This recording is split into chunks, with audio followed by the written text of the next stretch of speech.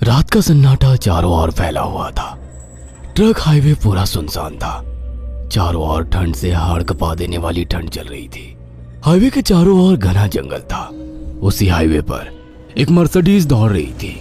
उसमें 3 लोग सवार थे, राहुल, निधि और उनकी 10 साल की बेटी तानिया। राहुल अपने दोस्त सैफ के घर ईद की पार्टी में शामिल होने के लिए गया था और पार्टी करके घर लौट रहा था। निधि ने मुस्कुराकर ड्राइव करते हुए राहुल से कहा, कुछ भी कहो राहुल, आज तो ईद की पार्टी में मजा आ गया। हाँ, मेरा दोस्त बहुत ही बिंदास और हंसी मजाक करने वाला व्यक्ति है। मैंने देखा उसके घर पर शहर की एक से एक बड़ी हस्ती थी, मगर फिर भी वो उन सबको इग्नोर करके हमें इम्पोर्टेंस दे रहा था। हाँ, देगा क्यों नहीं, आखिर मेरा दोस्त जो है। सच में राहुल, अमेरिका से इंडिया लौटकर बहुत अच्छा फील हो रहा है। वैसे तुम्हारा दोस्त सचिन अभी तक नहीं आया अमेरिका से? निधि की बात सुनकर राहुल चौंक कर बोला, ओह शिट यार, उसका फोन आया था कि वो इंडिया आ रहा है। उसने बोला था कि मुझे एयरपोर्ट पर पिक कर ले। निधि बहुत नाराज होगा वो। कोई बात नहीं, उससे बोल देना कि तुम्हें बिल्कुल याद नहीं रहा और फिर तुम्हें सैफ की इनवाइट की हुई ईद पार्टी में भी तो शामिल होना था। निधि ने इतना बोला ही था कि उसकी बेटी तानिया ने अपनी माँ की ओर देखकर कहा, मुझे भूख लगी है माँ, और प्यास भी। तानिया की बात पर निधि ने बुरा सा मुंह बनाकर उसकी ओर देखकर कहा, पार्टी में तो इतना खाया था तुमने, फिर भी भूख लगी है। निधि की बात पर तानिया ने मासूम सा चेहरा बनाकर कहा, कोई बात नहीं मम्मी, मुझे पानी ही पिला दीजिए। कितनी बार बोला है मुझे मम्मी मत बोला करो। पानी अभी नहीं है, आगे जाकर कोई शॉप पड़ेगी तो बोतल खरीद के दे दूंगी। निधि की बात पर राहुल ने मुस्कुराकर कहा, छोटी बच्ची है निधि, इतना नाराज होना सही नहीं है। राहुल ने इतना कहा ही था कि अचानक एक काली परछाई राहुल की कार के सामने आकर खड़ी हो गई। राहुल के पैर अचानक ब्रेक पर पड़ गए। गाड़ी तेज रफ्तार में थी। ब्रेक अचानक लगने से पलटते पलटते बाल बाल बची थी। राहुल के चेहरे पर भयानक ठंडी में भी पसीने की बूंद टपकने लगी। वो दोनों कार से बाहर निकल आए। निधि ने डरते हुए कहा, आखिर कौन था ये? ऐसा लगा जैसे कि कोई भयानक काली परछाई मेरे कार के सामने आकर खड़ी हो गई हो।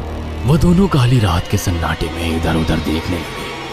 तभी निधि को एक घने पेड़ के पास तो चमकीली हुई आंखें दिखाई दी। उसकी आंखें बिल्कुल भेड़ियों की तरह लग रही थी। निधि ने चीखते हुए राहुल से कहा, राहुल देखो कौन है वो, जल्दी से गाड़ी में बैठो, मुझे बहुत डर लग रहा है। राहुल ने उस तरफ देखा तो उसके रोंगटे खड़े हो गए। वो दोनों गाड़ी के अंदर बैठने ही वाले थे कि अचानक एक अजीब सा चेहरा वाला भयानक सा आदमी बिजली की रफ्तार से उनके सामने आकर खड़ा हो गया। राहुल ने देखा कि उसका चेहरा बिल्कुल सड़ा हुआ था और उसकी आंखें भेड़िए की तरह चमक रही थी। उसके लंबे लंबे बाल उसके कंधे तक आ रहे थे और उसके दांत भेड़िए की तरह बाहर की ओर निकल रहे थे।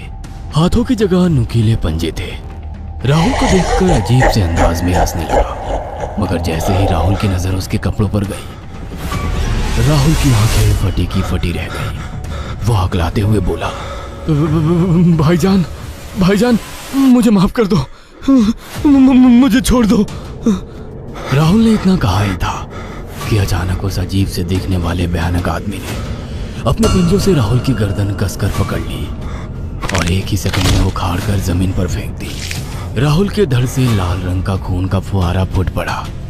इस भयानक मंजर को देखकर निधि के गले से एक जोरदार चीख निकल गई। निधि इससे पहले भागती कि अचानक उस भयानक दिखने वाले आदमी ने निधि को पकड़ लिया और अपने नुकीले पंजे उसके पेट में गड़ा दिए और उसकी अतड़ियां बाहर निकाल दी। निधि के एक दिल दहला देने वाली चीख सन्नाटे को चीर गई। अचानक हवा का एक बवंडर उठा और वो भयानक सा दिखने वाला व्यक्ति देखते ही देखते बवंडर के साथ गायब हो गया। तानिया ने डरते डरते निधि के मोबाइल से पुलिस और सैफ को बुला लिया और कुछ ही देर में वहां चारों ओर पुलिस की गाड़ियां थी। पुलिस ने राहुल के दोनों दोस्त सैफ और सचिन को वहीं बुला लिया। इंस्पेक्टर अर्जुन ने दोनों से कहा, मैंने ऐसी हत्याएं अपने करियर में कभी पहले नहीं देखी। ये काम तो ना किसी जानवर का लगता है, ना ही किसी इंसान का। सचिन कपकपाती हुई आवाज में बोला, आप कहना क्या चाहते हैं? कुछ कह नहीं सकता। जिस किसी ने भी इन दोनों को मारा है उससे एक बात तो साबित होती है कि वो इन दोनों से हद से ज्यादा नफरत करता था। अब सारी सच्चाई तो ये बच्ची ही बता सकती है। इतना बोलकर इंस्पेक्टर अर्जुन तानिया के पास चला गया, जो बेहद डरी हुई थी। तानिया ने आंखों देखी सारी घटना इंस्पेक्टर अर्जुन को बता दी।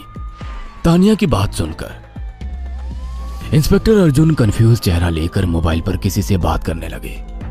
सचिन इंस्पेक्टर के पास आ गया और सैफ भी डरता हुआ इंस्पेक्टर अर्जुन के पास आकर बोला, क्या हुआ इंस्पेक्टर? तानिया ने क्या बताया? उसने जो बताया वो काबिल यकीन नहीं है।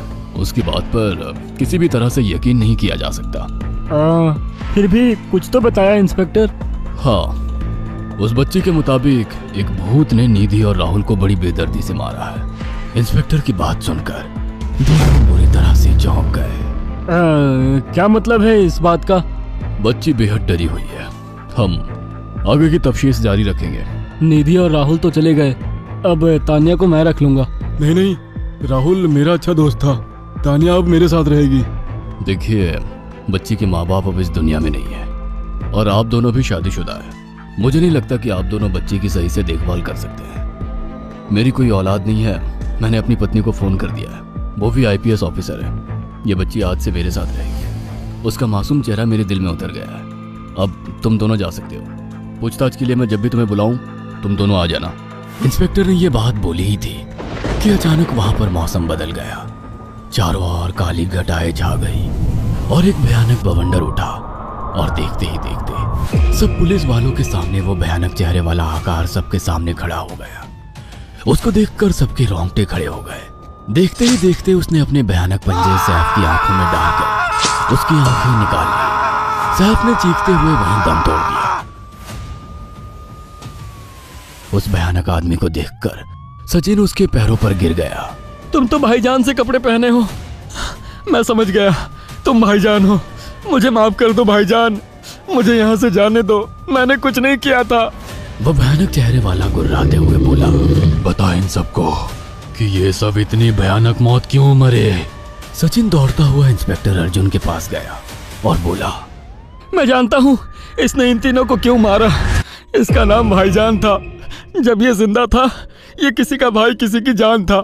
बहुत साल पहले ये हम सबका बहुत अच्छा गहरा दोस्त और बिजनेस पार्टनर था। ये सबकी बहुत मदद किया करता था। इसकी प्यारी सी बेटी थी तानिया, जो इस वक्त कार के अंदर बैठी हुई है। ये इसी की बेटी है। भाईजान अपने सारे पैसों से एक बहुत बड़ा हॉस्पिटल खोलना चाहता था जिससे गरीबों का मुफ्त इलाज किया जा सके, मगर हम तीनों इसके लिए तैयार नहीं थे। हमारी नीयत उसकी दौलत पर खराब थी और एक दिन हम सब धोखे से ईद के दिन भाईजान को यहाँ ले आए और इसे मारकर फेंक दिया।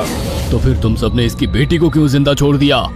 हमें बाद में पता लगा कि भाईजान ने सारी जायदाद अपनी बेटी के नाम कर दी है, इसीलिए हमने भाईजान की पत्नी को भी मार दिया।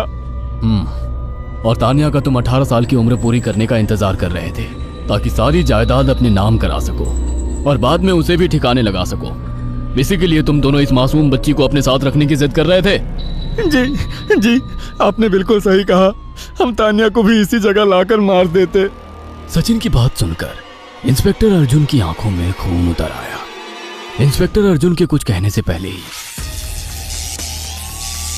भाईजान बिजली की रफ्तार से इंस्पेक्टर अर्जुन की आंखों के सामने से सचिन को पकड़कर ले गया और उसके शरीर के टुकड़े टुकड़े कर दिए और हवा में उठे एक तेज बवंडर के साथ गायब हो गया। सारी घटना इंस्पेक्टर अर्जुन की आंखों के सामने हुई थी।